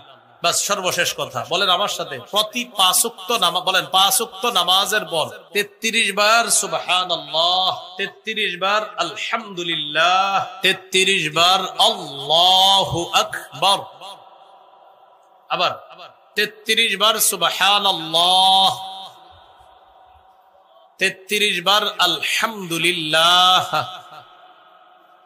33 বার আল্লাহু আকবার। বলেন 3 33 99 বার হওয়ার পর 100তম বারে এই দোয়াটি পড়ব, লা ইলাহা ইল্লাল্লাহু ওয়াহদাহু লা শারীকা লাহু লাহুল মুলকু ওয়া লাহুল হামদ ওয়া হুয়া আলা কুল্লি শাইইন قدير غفرت خطاياه وإن كانت مثل زبد البحر এই আমল যে করবে সমুদ্রের ফেনা পরিমাণ গুনাহ মাফ। এবার বলেন ঘুমের সময় 33 বার সুবহানাল্লাহ, 33 বার আলহামদুলিল্লাহ, 34 বার আল্লাহু আকবার। এই আমলটি নবীজি তার মেয়ে ফাতেমা রাদিয়াল্লাহু তাআলা আনহাকে শিখিয়ে দিয়েছেন। তাহলে এই 34 বারের যেটা, এটা আমরা ঘুমের সময় করি। কেউ যদি নামাজের পরেও করে ফেলে সমস্যা নেই, আসলে নামাজের পরে ওইটা করে 33 33 33 99। আর 100তম বারে লা ইলাহা ইল্লাল্লাহ ওয়াহদাহু লা শারীকা লাহ লাহুল মুলকু ওয়া লাহুল হামদু ওয়া হুয়া আলা কুল্লি শাইইন কাদির। আর ঘুমের সময় 33 33 আর আল্লাহু আকবার 34। বাস। আরেকটা আমল আছে বুখারী 6405 নম্বর হাদিস, খালি ছোট্ট একটা, বলেন সুবহানাল্লাহি ওয়া বিহামদিহি, আবার সুবহানাল্লাহি ওয়া বিহামদিহি বলেন। এখনি বাড়িতে যাওয়ার সময় 100 বার এটা পড়ব, বলেন সুবহানাল্লাহি ওয়া বিহামদিহি। আবার বলেন, আবার আবার আবার আবার। আমার 7 বার হয়েছে, আপনাদেরও 7 বার হয়েছে, 93 বার বাকি আছে। এই 93 বার পড়ে নেবেন, 7 আর 93 100। আল্লাহ রাসূল বলেন সমুদ্রের ফেনা পরিমাণ গুনাহ। প্রকাশ্য পাপ, গোপন পাপ ছেড়ে দাও, এটা হলো আদেশ। আর নিষেধ হলো ওয়ালা তাকরাবুল ফাওয়াহিশা মা যাহারা মিনহা ওয়া মা বাতান, তোমরা প্রকাশ্য অশ্লীলতা, গোপন অশ্লীলতার কাছেও যেও না, এটা হলো নিষেধ। তাহলে আদেশ নগদ গুনাহ ছেড়ে দেওয়া, আর নিষেধ হলো নতুন করে কোনো পাপের কাছে না যাওয়া, এটা হলো নিষেধ। ফাহেশা কি জিনিস? সূরা বনী ইসরাইল আল্লাহ তাআলা বলেন ওয়ালা তাকরাবুজ জিনা ইন্নাহু কানা ফাহিশা, তোমরা জিনার কাছেও যেও না, নিশ্চয়ই তা অশ্লীল কাজ। জিনা এখন আমাদের পকেটে পকেটে। সহিহ বুখারীর বর্ণনা 6612 নম্বর হাদিস, রাসূলুল্লাহ সাল্লাল্লাহু আলাইহি ওয়াসাল্লাম বলেন ইন্নাল্লাহা কাতাবা আলা ইবনি আদম হাযযাহু মিনাজ জিনা আদরাকা যালিকা লা মাহালা, নিশ্চয় আল্লাহ তাআলা আদম সন্তানকে জিনার পরীক্ষা দ্বারা পরীক্ষা করবে। ফাজিনাল আইনি আন নজরু, চোখের জিনা হলো দেখা। ওয়া জিনাল লিসান আল মানতিক, মুখের জিনা কথা বলা। ওয়ান নাফসু তামান্না ওয়া তাশতাহি, অন্তরের জিনা কল্পনা করা। যাকে সরাসরি দেখা হারাম তাকে মোবাইলে দেখা হারাম, নাটকে সিনেমায় দেখা হারাম। যাকে সরাসরি দেখলে চোখের জিনা হয় তাকে মোবাইলে দেখলেও চোখের জিনা হবে। অনেক মানুষ আছে যারা রাস্তাঘাটে গুনাহ করে না, কিন্তু তারা পর্দার আড়ালে সেই পকেটের ওই যান্ত্রিক যন্ত্রণা দিয়ে ঠিকই চোখের গুনাহের মধ্যে লিপ্ত হয়ে যায়। রাসূলুল্লাহ সাল্লাল্লাহু আলাইহি ওয়াসাল্লাম বলেন লা আ'লামান্না আকওয়ামান মিন উম্মতি ইয়াতুনা ইয়াওমাল কিয়ামাতি বিহাসানাতিন আমসালি জিবালি তিহামা, আমি আমার উম্মতের এমন এক দলকে জানি যারা কিয়ামতের ময়দানে তিহামার শুভ্র পাহাড়ের মতো বিশাল বড় আমলের স্তূপ নিয়ে উপস্থিত হবে। ফায়াজআলুহাল্লাহু হাবাআম মানসুরা, আল্লাহ তাদের এই বিশাল পাহাড়ের স্তূপকে ধুলিকণার মতো বানিয়ে দিবি। সাহাবায়ে কেরাম বললেন সিফহুম লানা, হুজুর তারা কারা, তাদের পরিচয় আমাদের কাছে আপনি একটু বলে দেন। রাসূলুল্লাহ সাল্লাল্লাহু আলাইহি ওয়াসাল্লাম বললেন তারা তোমাদের ভাই, তোমাদের শরীরের চামড়ার মতোই তাদের চামড়া। ইয়াখুযুনা বিল-লাইল কামা তাখুযুন, রাতে তোমরা যেমন তাহাজ্জুদ পড়ো তারাও তাহাজ্জুদ পড়ে। হাত্তা ইদা খালাউ বিমাহারিমিল্লাহ ইনতাহাকুহা, তবে তারা নির্জনে নিষিদ্ধ হারাম কাজের মধ্যে তারা লিপ্ত হয়ে যায়, জনগণ না জানলেও তারা পর্দার আড়ালে এই জাতীয় ভয়ঙ্কর হারাম কাজের মধ্যে লিপ্ত হয়ে যায়। এই জাতীয় জিনায় অসংখ্য অগণিত মানুষ পাবেন যারা রাস্তায় চোখের জিনা করে না, তো পর্দার আড়ালে সে ঘন্টার পর ঘন্টা চোখের জিনায় লিপ্ত আছে। তো রাসূলুল্লাহ সাল্লাল্লাহু আলাইহি সাল্লাম বলেন এই গোপনে এই জাতীয় ভয়ঙ্কর পাপ যারা করে, কিয়ামতের ময়দানে আল্লাহ তাআলা তাদের এই আমলনামা নস্যাৎ করে দিবেন, এগুলাকে আল্লাহ তাআলা বিক্ষিপ্ত ধূলিকণার মতো বানিয়ে দিবেন। আল্লাহ আমাদেরকে জিনার উপকরণ থেকে হেফাজত করেন। তাহলে দুইটা কথা বললাম, একটা হলো আল্লাহর আদেশ প্রকাশ্য পাপ গোপন পাপ ছেড়ে দাও, আর একটা হলো আল্লাহর নিষেধ নতুন করে প্রকাশ্য অশ্লীলতা গোপন অশ্লীলতার কাছে যেও না। এ হলো দুইটা। 3 নাম্বার কথা, সূরা নিসার 131 নম্বর আয়াতে আল্লাহ বলেন, ইন তাজতানিবু কাবাইরা মা তুনহাউনা আন নুকাফির আনকুম সাইয়্যাতিকুম ওয়া নুদখিলকুম মুদখালান কারীমা। যদি তোমরা কবিরা গুনাহ থেকে বাঁচো, আমি আল্লাহ তোমাদের সগীরা গুনাহগুলো মাফ করে দেব। মৃত্যুর পর সম্মানের জায়গা জান্নাতে তোমাদেরকে প্রবেশ করাবো। এ হলো 3 নাম্বার কথা, কবিরা গুনাহ থেকে যদি বাঁচতে পারি আমাদের সগীরা গুনাহ আল্লাহ মাফ করে দিবেন। আল্লাহ আমাদের সকলকে প্রতিনিয়ত কবিরা গুনাহগুলা থেকে বেঁচে থাকার তৌফিক দান করেন। 4 নাম্বার কথা, হারাম কাজ নিষিদ্ধ কাজ থেকে যারা বাঁচতে পারে, আমরা আমাদের দুইজনের মধ্যে একজন নফল ইবাদত বেশি করে, পাশাপাশি তিনি হারাম কাজও করে, আরেকজন নফল ইবাদত কম করে কিন্তু তিনি হারাম কাজ করে না, নিষিদ্ধ কোনো কাজ করে না, কথা বলে না। এই হারাম থেকে যে বেঁচে থাকে, রাসূলুল্লাহ সাল্লাল্লাহু আলাইহি সাল্লাম বলেন, এই ব্যক্তি মানুষের মধ্যে আল্লাহর কাছে সবচাইতে শ্রেষ্ঠ আবেদ হিসাবে গণ্য হয়ে যাচ্ছে। তিরমিজির হাদিস 2305 নম্বর হাদিস। এই হাদিসের বর্ণনাকারী আবু হুরায়রা রাদিয়াল্লাহু তাআলা তিনি বলেন, রাসূলুল্লাহ সাল্লাল্লাহু আলাইহি ওয়াসাল্লাম বলেছেন, মাইয়াখুযু আন্নী হাউলাইল কালিমাত ফায়া'মালু বিহিন্না আও ইউআল্লিমু মান ইয়া'মালু বিহিন্না।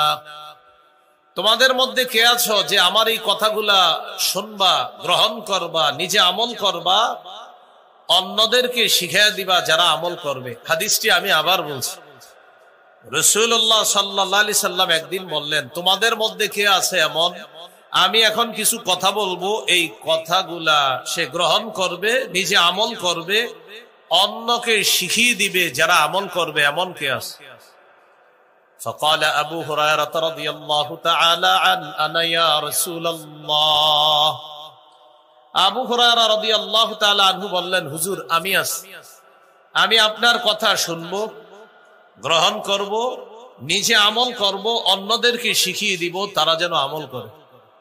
রাসূলুল্লাহ সাল্লাল্লাহু আলাইহি সাল্লামের এই হাদিসটি আপনারা এখন যারা শুনবেন, আপনাদেরও এই ওয়াদা করতে হবে যে এখন আপনারা এটা শুনবেন, গ্রহণ করবেন, আমল করবেন, অন্যকে শিখাবেন যারা আমল করবে, তাহলে এই হাদিস আমি বলতে পারি।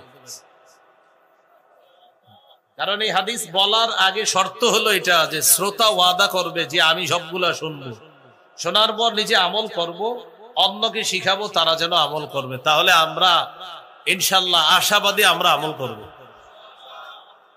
তো কোন সাহাবী রাজি হয়ে গেলেন কথা গ্রহণ করার জন্য? আবু হুরায়রা রাদিয়াল্লাহু। রাসূলুল্লাহ সাল্লাল্লাহু আলাইহি সাল্লামের এক আজীব ছাত্র আবু হুরায়রা রাদিয়াল্লাহু তাআলা মাত্র 3 বছর আল্লাহ রাসূল সাল্লাল্লাহু আলাইহি সাল্লামকে পেয়েছেন। এই 3 বছরে আল্লাহ রাসূলের এত বেশি সোহবত লাভ করেছেন, সান্নিধ্য লাভ করেছেন। 3 বছর ছাত্র হিসাবে আল্লাহ রাসূলের ছাত্রদের মধ্যে শ্রেষ্ঠ ছাত্রদের একজনের মর্যাদা তিনি লাভ করেছেন। কয় বছর মাত্র? তাহলে ওনার চেয়ে বড় বড় কত সাহাবী আরো কত বছর নবীজির পেয়েছেন, তিনি 3 বছর আল্লাহ রাসূলের ছাত্র ছিলেন। শুরুর দিকে তার মেধা অতটা শার্প ছিল না। আবু হুরায়রা রাদিয়াল্লাহু তাআলা এই হাদিসটা বলার পরে আপনাদেরকে ওইটা শোনাইতেছি যেটাতে নবী বলছে কে আছে আমার কথা গ্রহণ করবে, এটা শোনাইতেছি। এর আগে আরেকটা হাদিস শোনাই, বুখারীর বর্ণনা 119 নম্বর হাদিস। আবু হুরায়রা রাদিয়াল্লাহু তাআলা একদিন রাসূলুল্লাহ সাল্লাল্লাহু আলাইহি সাল্লামকে বললেন, সামি'তু মিনকা হাদিসান কাসীরা ফাআনসা। হুজুর আমি আপনার কাছ থেকে অনেক হাদিস শুনি কিন্তু হাদিসগুলো আমি ভুলে যাই। فقال رسول الله صلى الله عليه وسلم ابسط رداءك রাসূলুল্লাহ সাল্লাল্লাহু আলাইহি সাল্লাম বললেন, তুমি তোমার চাদরটা বিছিয়ে দাও। ফাবাসাততুহু, আমি আমার চাদরটা বিছিয়ে দিলাম। চাদর বিছানোর পর রাসূলুল্লাহ সাল্লাল্লাহু আলাইহি সাল্লাম গরাফা বিয়াদাই, চাদরের মধ্যে এইভাবে দুই হাত দিয়ে কি যেন ঢাইলা দিলেন। হাত কিন্তু ফাঁকা, এরকম করলেন চাদরে। এবার নবী বললেন, আবু হুরায়রা চাদরটা পেঁচাও। সাহাবী আবু হুরায়রা রাদিয়াল্লাহু তাআলা চাদর পেঁচাইলেন। চাদর পেঁচানোর পর রাসূলুল্লাহ সাল্লাল্লাহু আলাইহি সাল্লাম বললেন, চাদর নিজের সাথে লাগাও। আবু হুরায়রা রাদিয়াল্লাহু তাআলা ওই চাদরটা নিজের সাথে লাগাইলেন। তিনি বলেন, ফাযামামতুহু, আমি চাদরটা আমার সাথে লাগাইলাম, ইলা সাদরি, আমার বুকের সাথে। বুকের সাথে এই শব্দটা সরাসরি হাদিসে নাই। বুখারী যারা পড়েন বা পড়ান, বাইনাস সাতরাইন, দুই দাগের মাঝখানে ছোট্ট করে লেখা আছে, ফাযামামতুহু ইলা সাদরি, আমি চাদরটা আমার বুকের সাথে মিলাইলাম। ফামা নাসিতু শাইআন বা'দা, চাদর বুকের সাথে মিলানোর পর আমি যা শুনি আমার জীবনে আর কখনো ভুলি না, আমি সব মুখস্থ রাখি। তো এই সাহাবী বললেন, হুজুর আমি আছি। ফাআখাযা বিয়াদি ওয়া'আদ্দা খামসা। আবু হুরায়রা রাদিয়াল্লাহু তাআলা আনহু বলেন, রাসূলুল্লাহ সাল্লাল্লাহু আলাইহি সাল্লাম আমার হাত ধরলেন, গুনে গুনে 5টা জিনিস আমাকে শিখাইলেন। এক নাম্বার, ইত্তাকিল মাহারিমা তাকুন আ'বাদান নাস, হারাম থেকে তুমি বাঁচো, হারাম কর্ম থেকে বাঁচো, হারাম কাজ থেকে বাঁচো, হারাম কথা থেকে বাঁচো, হারাম খাদ্য থেকে বাঁচো। হারাম কাজ থেকে বাঁচো, যত ধরনের অশ্লীল কাজ, গুনাহের কাজ, এইগুলা থেকে বাঁচা। হারাম খাদ্য থেকে বাঁচা, সুদ খাওয়া থেকে বাঁচা, ঘুষ খাওয়া থেকে বাঁচা, হারাম কথা থেকে বাঁচা, মিথ্যা কথা থেকে বাঁচা। রাসূলুল্লাহ সাল্লাল্লাহু আলাইহি সাল্লাম বলেন, তুমি হারাম থেকে বাঁচো, মানুষের মধ্যে সবচাইতে শ্রেষ্ঠ আবেদ হয়ে যাবা, আল্লাহর শ্রেষ্ঠ ইবাদত গুজার বান্দা হয়ে যাবে। হারাম থেকে বাঁচো। আমি এখানে যারা আছেন আপনাদেরকে যদি বলি, কারা কারা আগামী 24 ঘন্টা 100 রাকাত নফল নামাজ পড়ে একটা মোটর সাইকেল উপহার নেবেন? আশা করি সবার হাত উঠবে যে 24 ঘন্টায় 100 রাকাত নফল নামাজ পড়া এটা কোনো ব্যাপার না। মোটর সাইকেল যারা চালাইতে পারে না ওরাও হাত তুলবে, সাইকেলটা পুরস্কার পেয়ে বিক্রি করে দিবে, সমস্যা নেই। সাথে সাথে যদি আমি বলি, আগামী 24 ঘন্টা একটা গুনাহও কেউ করবেন না, একটা সগীরা গুনাহ কবিরা গুনাহও কেউ করবেন না। আনফরচুনেটলি সবার হাতগুলা উঠবে না, কারণ হাত উঠানোর আগেই যখন টেনশনে আসবে, আমি যে সুদের সাথে জড়িয়ে আছি, আমি হাতটা উঠাই কিভাবে। আরেকজন হাত উঠানোর আগে চিন্তা আসবে, আগামীকালই তো অমুকের সাথে জমি ব্যাপারে একটা লেনদেন করবো, সেখানে আমি একটা ধান্দামি করে 2-4 লাখ টাকা খামু, এটা তো আগামীকালই করবো, তো আমি কেমনে হাত তুলবো। এইভাবে অনেকগুলা হাত উঠবে না কেন? প্রত্যেকের টেনশনে এসে যাবে যে আমি যদিও 5 ওয়াক্ত নামাজ পড়ি, আমি ইবাদত বন্দেগী করি, কিন্তু আমি তো অসংখ্য অগণিত পাপের মধ্যে অলরেডি জড়িয়ে আছি, আমি কিভাবে হাত তুলবো যে 24 ঘন্টা গুনাহ করবো না। তাহলে 24 ঘন্টা নফল ইবাদত কেউ করবে, হাজারো মানুষের হাত উঠে যাবে। আর যদি বলেন 24 ঘন্টা গুনাহমুক্ত থাকতে হবে, তাহলে দেখবেন অসংখ্য অগণিত হাত উঠতে কষ্ট হচ্ছে, কারণ এই লোক সুদ খায়, এই লোক ঘুষ খায়, এই লোক অন্যায়ের মধ্যে জড়িয়ে আছে। কিভাবে হাতটা উঠাবে? সারাক্ষণ একটা ইলেকট্রনিক যন্ত্রণার মাধ্যমে একটু পর পর জানতে অজান্তে স্বেচ্ছায় অনিচ্ছায় গুনাহের মধ্যে লিপ্ত হয়, হাত উঠাইতে বড় মুশকিল হচ্ছে, কারণ তার শিডিউল আছে যে আগামীকাল এই নাটক সিনেমাগুলা দেখবে, হাতটা উঠাবে কিভাবে? এই জন্য হাত উঠানো বড় মুশকিল যে গুনাহ করব না। রাসূলুল্লাহ সাল্লাল্লাহু আলাইহি সাল্লাম বলেন, ইত্তাকিল মাহারিমা তাকুন আ'বাদান নাস, হারাম থেকে বাঁচো, মানুষের মধ্যে সবচাইতে শ্রেষ্ঠ আবেদ হয়ে যাবা। কারণ হারাম থেকে বাঁচা বড় কঠিন, বড় মুশকিল। আর কেউ যদি এই মুশকিল কাজটা করতে পারে, আল্লাহর খাতায় সে শ্রেষ্ঠ আবেদ হিসাবে গণ্য হবে। 2 নাম্বার, ওয়ারদ বিমা কাসামাল্লাহু লাকা তাকুন আগনান নাস, আল্লাহ তোমার জন্য যা ফয়সালা করেছেন এতে তুমি খুশি থাকো, মানুষের মধ্যে সবচাইতে স্বনির্ভর বান্দা হয়ে যাবা, সবচাইতে ধনী মানুষ হয়ে যাবে। আল্লাহ যা ফয়সালা করেছেন এটা মেনে নাও, তুমি সবচেয়ে ধনী মানুষ হয়ে যাবে। তিন নাম্বার, ওয়া আহসিন ইলা জারিকা তাকুন মুমিনা, তুমি প্রতিবেশীর সাথে উত্তম আচরণ করো, খাঁটি মুমিন হয়ে যাবা। আমি গাড়ি থেকে নামার পর এখানে যারা যারা আমার দেখছে সবাই মোটামুটি সালাম দিছে, অনেকে এখান থেকে উঠাও সালাম দিছে, অনেক মুরব্বীরা। কিন্তু এখানে অনেকে আছেন যারা গত 10 বছর আপনার প্রতিবেশীর সালাম দেন নাই।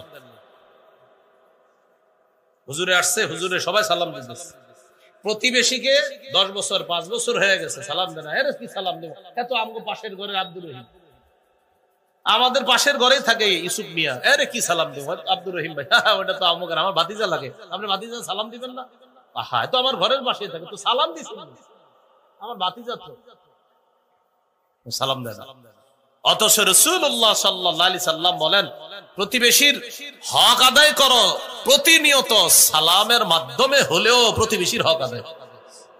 রাসূলুল্লাহ সাল্লাল্লাহু আলাইহি ওয়াসাল্লাম প্রতিবেশীর ব্যাপারে বলেন, জিবরিল আমিন আমাকে প্রতিবেশীর ব্যাপারে এত বেশি ওয়াজ করছে, নসিহত করছে, হাত্তা যারানতু আন্নাহু সাইওয়ারিসুহু, আমি চিন্তিত হয়ে গেলাম, না জানি কখন জিবরিল আমিন এসে বলে পড়ে আমাকে এই কথা বলে ফেলে যে এখন থেকে প্রতিবেশীকে মিরাজ দিতে হবে, এটা বলে নাই, বাকি আমি টেনশনে পড়ে গেলাম, না জানি জিবরিল আমিন এসে আমাকে এটা বলে ফেলে যে প্রতিবেশীকে মিরাজ দিতে হবে, এত বেশি প্রতিবেশীর কথা আমাকে জিবরিল আমিন বলছে। এই জন্য রাসূলুল্লাহ সাল্লাল্লাহু আলাইহি সাল্লাম বলেন, গোশত যখন রান্না করো ঝোল বাড়ায়া রান্না করো। কেন? প্রতিবেশীর নাকে তোমার গোশতের ঘ্রাণ যাবে, আমার একজন উম্মত গোশতের ঝোলের ঘ্রাণ পাবে আর গোশত না খেয়ে কষ্ট পাবে। আমি নবী তো এটা সহ্য করতে পারি না, ঝোলটা একটু বাড়ায়া দাও।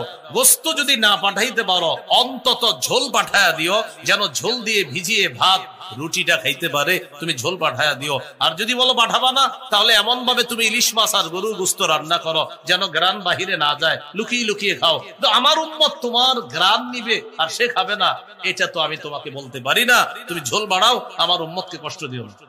আব্দুল্লাহ ইবনে ওমর রাদিয়াল্লাহু তাআলা আনহুমার বর্ণনা দেখেন, কেউ যদি ফল কিনে ঘরে আসে, প্রতিবেশীর বাচ্চা ফলটা দেখছে, আপনি বাসায় আসার পর ফল কেটে আপনার বাচ্চার হাতে ফলটা টুকরা দিয়ে দিলেন, বাচ্চা ফল নিয়ে বাহিরে গেছে দৌড়ায় দৌড়ায়।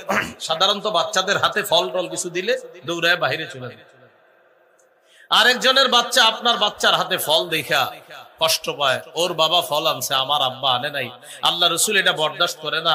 আমার কোন উম্মতের শিশু সন্তান তোমার শিশু সন্তানের হাতে ফল দেখে না খেয়ে কষ্ট পাবে, এটা তো আমি নবী তোমাকে অনুমতি দিতে পারি না। হয়তো ফল লুকিয়ে লুকিয়ে খাও, আর যদি অন্যদেরকে দেখায় তুমি ফল ঘরে নাও, ফল প্রতিবেশীর জন্য পাঠাও। তাই তরমুজটা কিনে যখন ঘরে নিবেন, হয়তো কালো ব্যাগ দিয়ে নেন যেন কেউ না দেখে, আর যদি দেখায় নেন তাহলে পাঠায় নেন। এই জন্য রাসূলুল্লাহ সাল্লাল্লাহু আলাইহি সাল্লাম বলেন, আহসিন ইলা জারিকা তাকুন মুমিনা, প্রতিবেশীর সাথে উত্তম আচরণ করো, খাঁটি মুমিন হয়ে যাবে। এ হলো 3 নাম্বার। এই যে বিল্ডিং বানাই আমরা, বিল্ডিং, এক হাদিসের মধ্যে আসছে বিল্ডিং যারা বানাবে, পাশের প্রতিবেশী যে আছে তার কাছে একটু বলে নিবে, ভাইজান আমি একটু বড় অট্টালিকা বানাবো, 2-3-4 তলা হবে, এটা আমি বানাবো, আপনি একটু মহব্বতের সাথে একটু খুশি থাকেন, আমি যে বিল্ডিংটা বানাবো। উনি বলবে আপনার জায়গায় আপনি বিল্ডিং বানাবেন, এতে আমার কি? তখন বলে দিবেন, হাদিসে আসছে আমার বিল্ডিং এ আপনার বাতাস বন্ধ হবে, আল্লাহ রাসূলের কোন উম্মতের বাতাস বন্ধ হবে, এটা নবী নিষেধ করছেন, এই জন্য আপনার কাছে বলে দিবেন। প্রতিবেশীর হক আদায় করা, এটা 3 নাম্বার।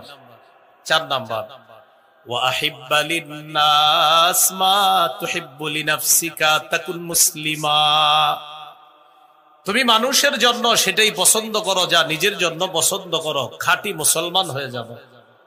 তুমি নিজের জন্য যা পছন্দ করো, মানুষের জন্য তা পছন্দ করো, খাঁটি মুসলমান হয়ে যাবে। আপনি রাস্তা দিয়ে হাঁটতেছেন, হাঁটতে হাঁটতে হঠাৎ একটা কলার সিল্কা আপনার পায়ে লাগলো, আপনি পিছলে পড়ে গেলেন, উপরে তাকায় দেখেন একটা জানালা খোলা, আপনার মাথায় আসলো নিশ্চিত এই জানালা থেকে কেউ কলা খেয়ে সিল্কাটা রাস্তায় ফেলেছে। আচ্ছা, এমনও তো হতে পারে কোন পথচারী কলা খাইতে খাইতে এখানে ফেলে দিছে, আপনি সন্দেহ করলেন এই বাড়িওয়ালাকে, সন্দেহ করার পর কলার সিল্কাটা বাড়ির দরজায় নিয়ে রেখে দিলেন। কেন? এই বাসার কয়েকজন এটার মধ্যে পিছল খাক, তারপর বুঝুক যে কলার সিল্কার মধ্যে পিছলে পড়ে যাওয়াটা কতটা কষ্টকর। আল্লাহ রাসূলের হাদিস দ্বারা বোঝা যায় আপনি মুসলমানের পরিচয় দিলেন না এই কাজটা করে। পায়ের মধ্যে ইটের টুকরা লাগছে, ছাদে তাকায় দেখে এক বাসায় কাজ হইতেছে, টেনশন, এই বাসার থেকে ইটের টুকরাটা পড়ছে, আচ্ছা আমার পায়ে পড়ছে না, এখন ইটের টুকরা সুন্দর মতো নিয়ে দরজায় রেখে দিচ্ছে, যেন ওই বাড়ির মানুষগুলার পায়ের মধ্যে ইটের টুকরা বিদ্ধ হয়ে তারা কষ্ট পায়।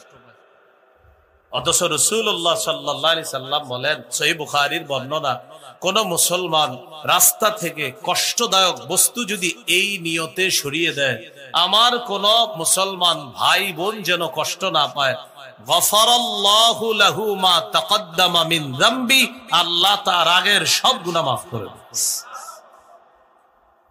তো 4 নাম্বার, ওয়া আহিব্বা লিন-নাস মা তুহিব্বু লিনাফসিকা তাকুন মুসলিমা, নিজের জন্য যা পছন্দ করো মানুষের জন্য সেটা পছন্দ করবা, খাঁটি মুসলমান হয়ে যাবা।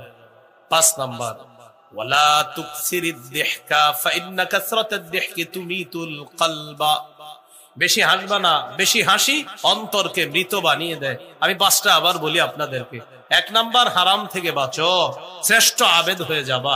2 নাম্বার, আল্লাহ তোমার জন্য যা ফয়সালা করেছেন, বরাদ্দ করেছেন, খুশি থাকো, শ্রেষ্ঠ ধনী হয়ে যাবা। 3 নাম্বার, প্রতিবেশীর সাথে উত্তম আচরণ করো, খাঁটি মুমিন হয়ে যাবা। 4 নাম্বার, নিজের জন্য যা পছন্দ করো অপরের জন্য সেটা পছন্দ করবা, খাঁটি মুসলমান হয়ে যাবা। 5 নাম্বার, বেশি হাসবা না, বেশি হাসি অন্তর মৃত বানিয়ে দেয়। আল্লাহ আমাদেরকে এই গুরুত্বপূর্ণ 5টা নসিহত আমরা গ্রহণ করে যেন আমল করতে পারি, আল্লাহ তৌফিক দান করেন। এগুলো আজকের 4 নাম্বার আলোচনা। আমি আবার বলছি, 1 নাম্বার, আল্লাহর হুকুম, নগদ পাপগুলা ছেড়ে দাও। 2 নাম্বার, আল্লাহর নিষেধ, নতুন করে পাপের কাছে যেও না। 3 নাম্বার, কবিরা গুনাহ ছেড়ে দাও, আমি আল্লাহ সগীরা গুনাহ মাফ করব। 4 নাম্বার, রাসূল সাল্লাল্লাহু আলাইহি সাল্লাম বলেন, হারাম থেকে বাঁচো, আল্লাহর শ্রেষ্ঠ আবেদ হয়ে যাবা। আল্লাহ আমাদেরকে সমস্ত প্রকার হারাম থেকে বাঁচার তৌফিক দান। 5 নাম্বার গুরুত্বপূর্ণ কথা, এটা আমার সাথে একটু বলেন।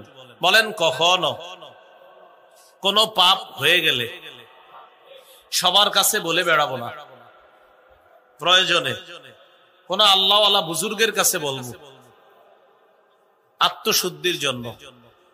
সবার কাছে বলবো না। যদি সবার কাছে বলে বেড়ান, নবীজি বলেন, আমার উম্মতের সকল পাপীকে আল্লাহ মাফ করবে, এটা আমার আশা, তারা তওবা করবে, মাফ করবে। তবে যারা পাপ প্রকাশ করে বলে বেড়ায় তাদেরকে আল্লাহ মাফ করবে না, এটা নবী বলেন।